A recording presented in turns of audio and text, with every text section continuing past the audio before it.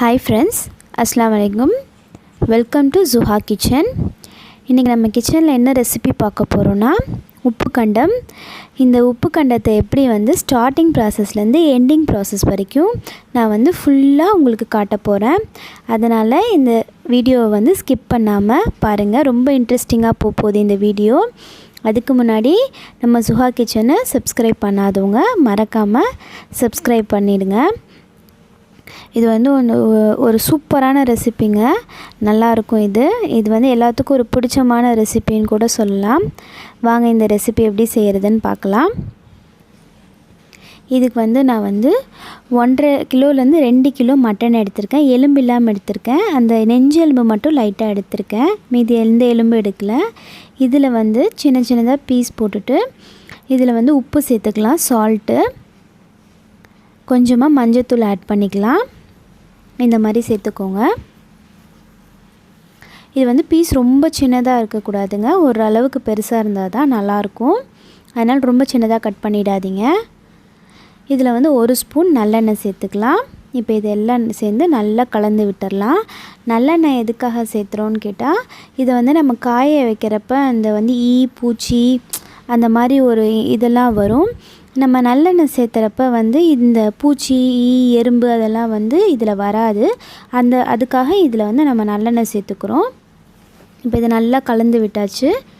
இந்த மாதிரி ஆகிட்ட பிறகு இந்த மாதிரி ஒரு கோன் ஊசியில் இந்த மாதிரி சணல் நூல் கோர்த்து வச்சுருக்கேன். அந்த நூலில் அந்த ஊசியை வச்சு நம்ம இந்த கறியை கோர்க்க போகிறோம். எதுக்காக சணல் கோர்க்குறோன்னா, அப்போ தான் அந்த கறியில் இருக்கிற அந்த ஈரத்தன்மைலாம் இஞ்சும். அதுக்காக நான் இதில் சணல் கோர்க்குறோம். மற்றபடி நைலான் கயிறோ மற்ற கயிறோ எதுவுமே சேர்த்தக்கூடாது, நல்லா இருக்காது.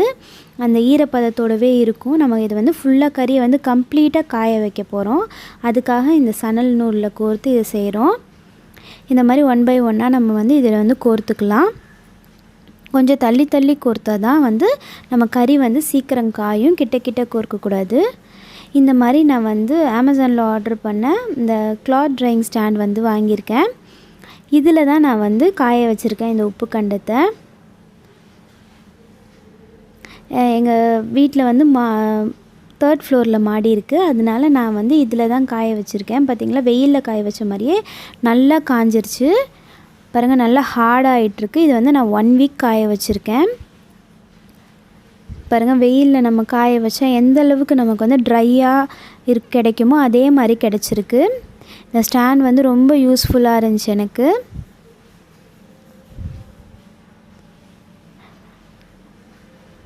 பாருங்கள், சூப்பராக நல்லா காஞ்சிருக்கு. பார்க்கவே நமக்கு ஈஸியாகவும் இருந்துச்சு இதில் காய வைக்கிறது. வெயிலில் காய வச்சோன்னா நம்ம மார்னிங் போய் வச்சுட்டு திருப்பி ஈவினிங் போய் எடுத்துகிட்டு வர மாதிரி இருக்கும்.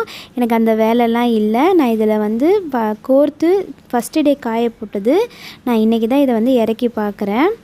பாருங்கள், நல்லா காஞ்சிருச்சு. எனக்கு ஈஸியாகவும் இருந்துச்சு. எந்த ஒரு பூச்சியோ எதுவும் இல்லாமல் க்ளீனாக கிடச்சிருக்கு எனக்கு இந்த உப்புக்கண்டம். இந்த ட்ரையிங் ஸ்டாண்ட் எனக்கு ரொம்ப யூஸ்ஃபுல்லாக இருக்குது. இந்த அப்பார்ட்மெண்ட்ஸில் இருக்கவங்களுக்குலாம் இது மாதிரி வாங்கிக்கிட்டோன்னா ரொம்ப யூஸ்ஃபுல்லாக இருக்கும்.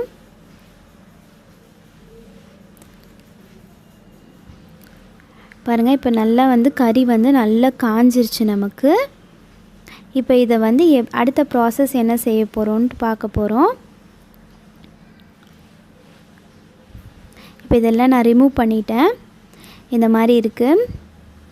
இதில் நான் அந்த அடுப்பு கறி ஹீட் பண்ணி வச்சுருக்கோம். இந்த மாதிரி நெருப்போடு இருக்குது. நெருப்பு தனியாக எடுத்து வச்சுருக்கேன். இப்போ அது மேலே போட்டு நல்லா சுட போகிறோம். உங்கள்கிட்ட அடுப்பு கறி இல்லாட்டி நம்ம கேஸ் ஸ்டவ்வில் இருக்கிற அந்த ஃப்ளேம்லேயே கூட நீங்கள் சுட்டு சாப்பிட்டுக்கலாம். எதுக்காக சுடுறோன்னு கேட்டால், நம்ம இதை இந்த உப்பு கண்டத்தை தட்டையில் ரொம்ப சாஃப்டாக ஈஸியாக தட்டிடலாம். அப்போ தான் அந்த கிறிஸ்பினஸோடு ரொம்ப சாஃப்டாக இருக்கும். டேஸ்ட்டும் நல்லா அதிகரித்து கொடுக்கும் இது.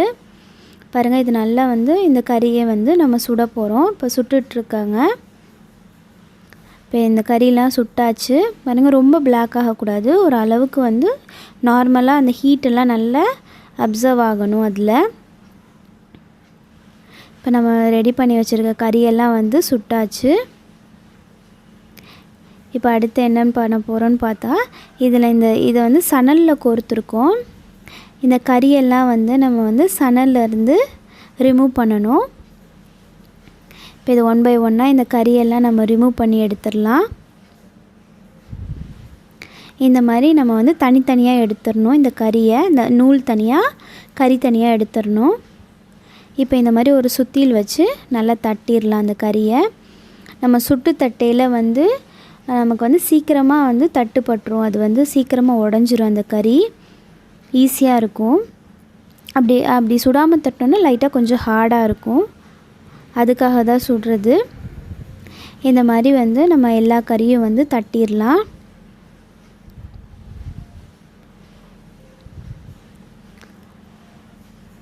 பாருங்கள், இப்போ எல்லா கறியும் தட்டிகிட்ருக்கு. இப்போ இந்த தட்டின கறியை என்ன பண்ண போகிறோம்னு கேட்டோன்னா, இந்த மாதிரி தட்டிட்டு பிறகு இதை வந்து நம்ம வந்து கொஞ்சம் கொஞ்சமாக பிச்சு போட போகிறோம். இந்த மாதிரி குட்டி குட்டியாக பிச்சு எடுத்துடலாம். பாருங்கள், தட்டு பிக்கையில் வந்து ஈஸியாக பிஞ்சிருது. இந்த மாதிரி சின்ன சின்னதாக பிச்சு எடுத்துடலாம். பாருங்கள், இப்போ எல்லா கறியும் நம்ம வந்து கொஞ்சம் கொஞ்சமாக பிச்சிட்ருக்கோம்.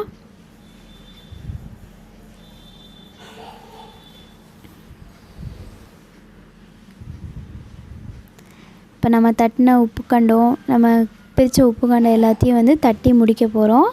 இந்த மாதிரி பிச்சு எடுத்தாச்சு. இப்போ பிச்சு ரெடியாக இருக்குது. இது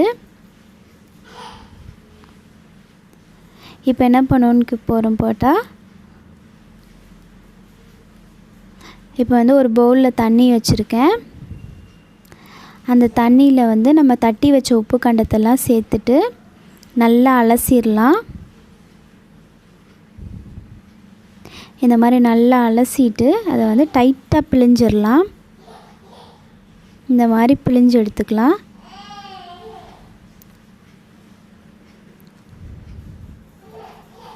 பாருங்கள், இந்த மாதிரி நல்லா பிழிஞ்சிருங்க. எக்ஸஸ் வாட்டர்லாம் நல்லா ட்ரைன் பண்ணிவிடுங்க. இப்போ வந்து ஒரு கடாயில் கொஞ்சமாக எண்ணெய் சேர்த்துக்கலாம்.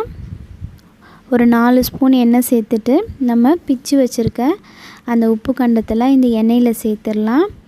ஏன் கொஞ்சமாக எண்ணெய் சேர்த்துருக்கேன்னு கேட்டிங்கன்னா, இது வந்து நம்ம அடுத்து வேறு எந்த ஒரு இதுக்கும் யூஸ் பண்ண முடியாது. வெறும் உப்பு கண்டத்துக்கு மட்டும்தான் செய்ய முடியும். அதனால் நான் வந்து கொஞ்சமாக எண்ணெய் சேர்த்துருக்கேன். இப்போ நம்ம உப்பு கண்டம் உள்ளே சேர்த்த உடனே என்ன ஆகுதுன்னா, அந்த வந்து நுரை மாதிரி சலன்னு அந்த சவுண்டு வருது. நம்ம தண்ணியில் அலசணும் இல்லையா, அதனால் இந்த சவுண்டு வருது நமக்கு. இப்போ பாருங்கள், இந்த ஃபுல்லாக நுரை வரும். அதனால் பயப்பட வேணாம். இது ஃபுல்லாக நுரை வரும். இப்போ இதை வந்து கொஞ்சம் கிண்டி விட்டுக்கிட்டே இருந்தோன்னா நல்லா சீக்கிரமாக வெந்துடும் நமக்கு அந்த உப்பு கண்டம்லாம்.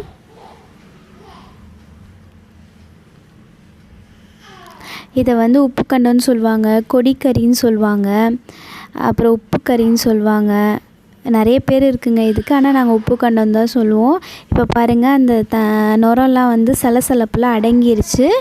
எதுவுமே இல்லாதது தான் கரெக்டான பதம், வெந்துருச்சுன்னு அர்த்தம். இப்போ வந்து நம்ம ஒரு பிளேட்டுக்கு ட்ரான்ஸ்ஃபர் பண்ணிடலாம். இப்போ ஃபுல்லாக ட்ரான்ஸ்ஃபர் பண்ணியாச்சு.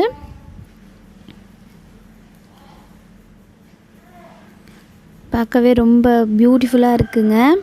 ரொம்ப டேஸ்ட்டும் அந்த மாதிரி தான், ரொம்ப டெலிஷியஸாக இருக்கும். இதை வந்து கண்டிப்பாக ட்ரை பண்ணி பாருங்கள். இது வந்து எல்லா சாப்பாட்டுக்கும் வந்து நல்ல ஒரு சைட் டிஷ்ஷாக இருக்குங்க. ஒரு 2 பீஸ் இருந்தால் நம்ம வந்து ஒரு 2-3 பிளேட் சாப்பாடு சாப்பிட்றலாம். அந்தளவுக்கு வந்து டேஸ்ட்டாக இருக்கும். இதை கண்டிப்பாக வீட்டில் வந்து எல்லோரும் ட்ரை பண்ணி பாருங்கள். இது வந்து சீக்கிரம் கெட்டு போகாது. நம்ம க்ளீனாக அந்த இதோடு வச்சுக்கிட்டோன்னா வந்து 1 இயர் ஆனால் கூட நமக்கு கெட்டு போகாது. ஏர் டைட்டன் கண்டெய்னரில் போட்டு வச்சுக்கலாம். இப்போ பாருங்கள், எவ்வளோ சாஃப்டாக, ரொம்ப கிறிஸ்பியாக, கை வச்சோடனே உடையுதுங்க. இதுதான் வந்து கரெக்டான ப்ராசஸ்ஸு. நான் ஸ்டார்டிங்லேருந்து உங்களுக்கு இந்த வீடியோவில் காமிச்சிருக்கேன். அதனால் இதை வந்து மறக்காமல் இதை வந்து செஞ்சு பாருங்கள். உங்கள் ஃப்ரெண்ட்ஸ்க்கெல்லாம் ஷேர் பண்ணுங்கள். இந்த ரெசிபி உங்களுக்கு எல்லாத்துக்கும் பிடிக்கும்னு நினைக்கிறேன். இந்த ரெசிபி பிடிச்சிருந்துச்சின்னா செஞ்சு பார்த்துட்டு ஜுஹா கிச்சனில் கமெண்ட் பண்ணுங்கள். மறக்காமல் நம்ம ஜுஹா கிச்சனை சப்ஸ்கிரைப் பண்ணிவிடுங்க. பாய், தேங்க்யூ.